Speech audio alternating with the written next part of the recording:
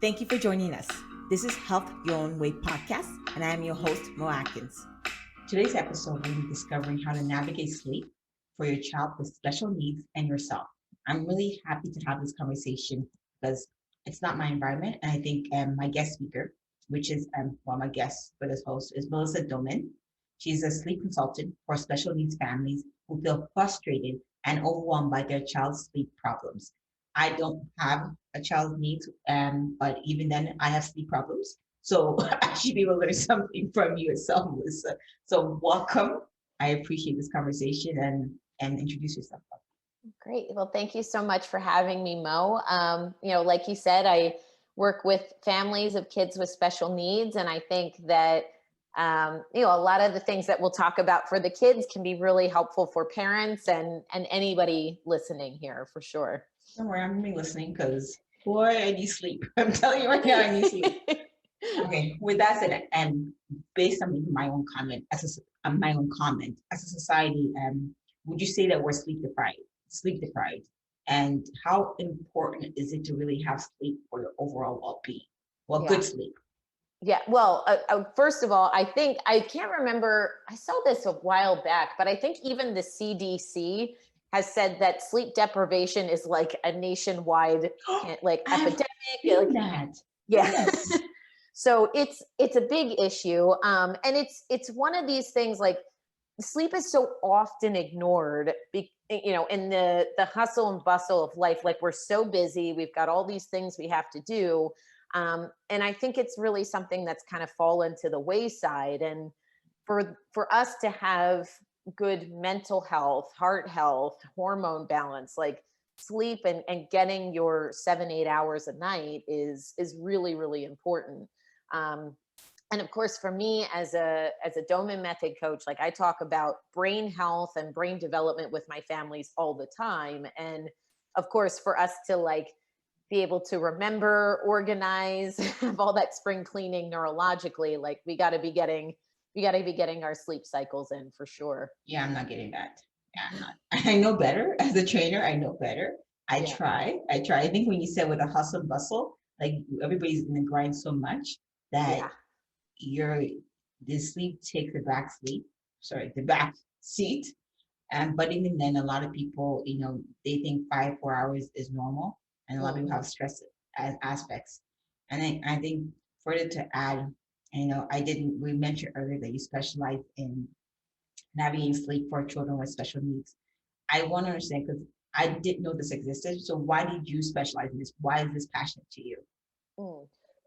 Well, I mean, I've worked with kids with special needs now for, I think it's going to be 12 years in May. So I've worked with this population of kids and young adults for a very long time. And, when I first started working with these families, like, the one thing that they would keep asking me is like, how do I get my kids sleeping better? And for me, as a coach, when you're trying to teach a child how to do something and then teach the parents how to execute that at home, when everybody on the other side of the desk is exhausted, like, you're not going to get anywhere. And when I started to research this more, I found out about sleep training and different methods. And,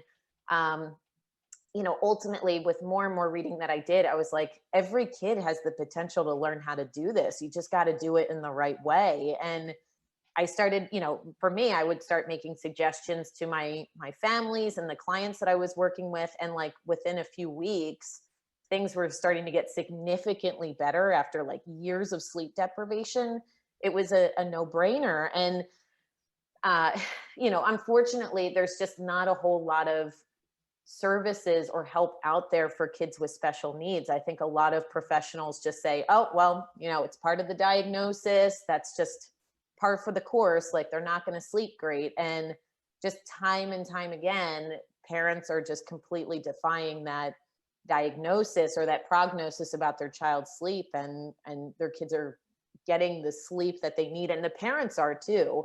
And you mentioned, like, for everybody here, I mean, as a parent, that job description is challenging enough. Like, and then to have a child with special needs, like, you're not just a parent, you're a an advocate, you're a lawyer, you're a nurse, you're a therapist. Like there's so many more hats that you have to wear. So like making sure your child's getting enough sleep is really important, but like as a caretaker and as your child's number one support as a special needs parent, like you got to be prioritizing your sleep too. No question. I like what you said. Not like I found what you said interesting in respect to the fact that with doctors, the most common thought process is this is the norm, right? Yeah. And because it's the norm, there's nothing really pushed on or just invested in respects to getting teaching people or teaching the special needs kids and the parents how to navigate that issue. So that was a bit surprising to hear.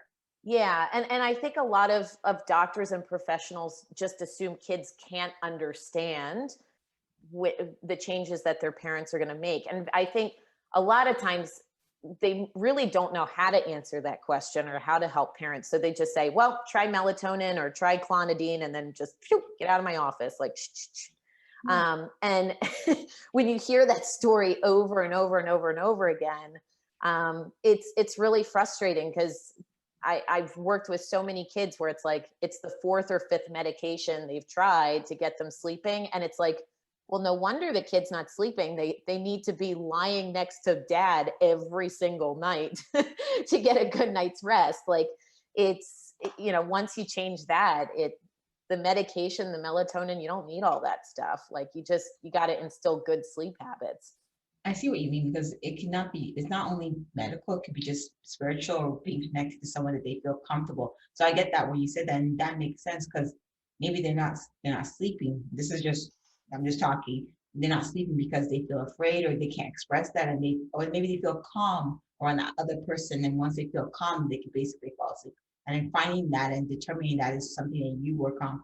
We work with special needs family and children. This is what I understand so far. Yeah, absolutely. And, I think for a lot of kids with special needs, like they're surrounded by adults all day long. They really don't have a lot of chances to learn how to be on their own for anything. Like Oh, I for all see. the right reasons, they need help from their therapist, their parents. Like this is actually the one place it really doesn't matter where a child is developmentally. It's the one place where they can be independent with something. And like as soon as they get that, parents just realize like, oh, this like opens the door to being independent with this or that. That I think for a lot of special needs parents is profound because when you're told over and over again, like your child will never, can't, blah, blah, blah, blah, blah. It's horrible. Yeah. I mean, you feel really down in the dumps. Yeah, I'm sorry. Like even just listening to you say it, I'm not even a parent. I'm just like, who are you telling my child? Like after a while, it just beats you down. And I Yeah. think, and based like it's, I'm sorry, you're leaving me speechless because this is something that I usually get this way when I'm learning something new and I'm just dumbfounded by what I'm hearing. So I'm just like trying to get my thoughts together. I think, you mentioned like one or two things earlier, and I don't think you went specific on how certain parents can help their special needs children in improving their sleep as well as themselves. Can you just give us one or two suggestions that you can tell the audience right now that are listening or watching?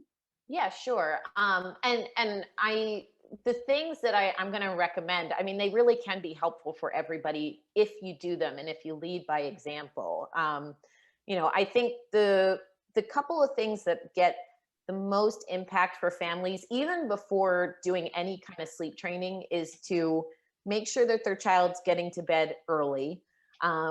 Making sure they have enough physical activity during the day. And number three, just making sure that this is a toughie, making sure that they're not getting too much screen time during the day. And like, none of these things are monumental or anything different with regards to sleep habits or hygiene. It's just a matter of like knowing why they're so important for kids with special needs, but everybody's going to benefit from following those recommendations. And very often my family is like, if they really do that consistently, it even can take them like 40 to 50% of the way there with their child's sleep. And I think like, sleeping early, I mean, all of us, again, just because, 160 years ago, the light bulb was invented.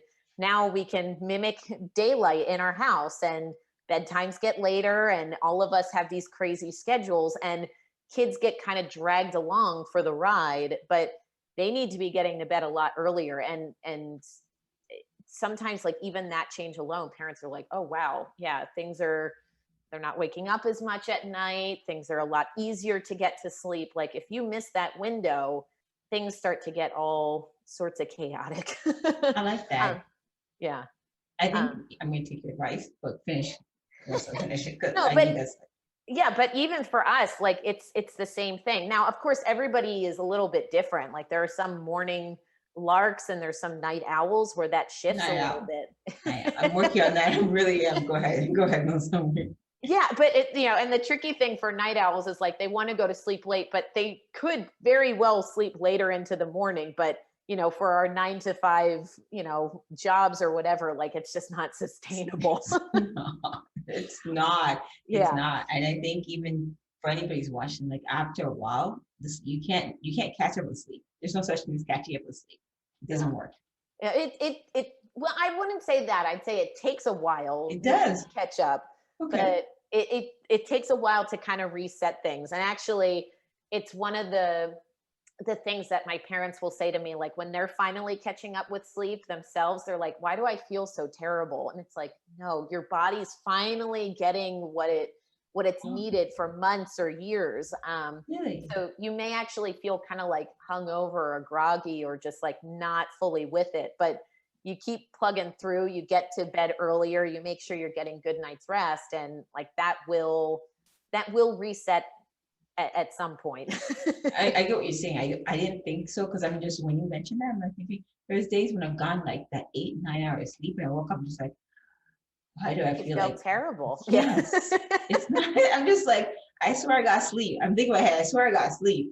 I know I got sleep, but then Yeah, based on what you're saying, it's your body rebalancing and it's gonna take a while. That's fair. exactly. And I think a lot of people try it and they're like, oh, well, I got 8 or 9 hours and I feel like terrible. So I probably don't need that much. But it's like, no, just keep plugging through and just keep pushing through. Like it will even out pretty soon. I like that, and I know that very interesting. Your domain and your how you say domain Doman, coach, Doman. domain Yeah. coach. Yes, and your last name is Doman as well. So and then you're also a sleep consultant. Mhm. I think I need to understand what they are. So Sure. I want to know because it's not a common consultant. Like I don't hear about sleep consultants or domain cons. So this is something I'm interested in to hear. Mhm. Yeah, sure. So, well, I mean, from the Doman Method coaching side, that's what I've been doing now for 12 years. It's named the Doman Method. It's named after my husband's grandfather, Glenn, who designed and pioneered all of these different treatments and therapies that really kind of target the root cause of certain symptoms of developmental delay. So if a child has low language, very bad sensory issues, mobility problems, like up here, this is command center. If like it's not working or correct, if it's not working correctly, if things are not connecting, you're only going to get so far if you're moving that rigid arm 1,000 times. Like you gotta target this. So the Doman method itself is specifically designed to help stimulate the brain and give the brain what it needs so it can start catching up and making the changes and making the milestones that it needs. Now from a sleep sense standpoint, this is just one of like several methods of sleep training. And I think probably for parents who are listening, it's not an uncommon uh, process or theory to hear about sleep training. But when I was doing my research, I found that sleep sense for kids with special needs, I thought had the potential of being gradual enough where a child could really understand what changes parents were doing in a way that was gradual so that like everybody could be successful with it. Oh, I see. Yeah, so it's one of several methods, and ultimately what I say to parents is like, you just got to do something that feels right for you, right? Like there's a whole scale of like parents who are okay with the cry it out method to the no cry solutions. Like there's all sorts of things in between, but it ultimately it comes down to what you feel comfortable with as a parent. And knowing that, like, I really try to work with and meet parents at their comfort level and say, like, okay, this is how we're going to get to this and this and this and this. Like I said, because it's one thing if the kid's successful, but parents have to feel successful with it too. And I appreciate that. And I think, so when you're talking, I'm thinking of people that I may know that have special needs. And it's nice to know that, there is some kind of solution out there, some Mhm. form of resource that can assist. Because you see, like, I remember when I was growing up, I was around special needs kids, and you see some of the troubles they have, and it's unfair.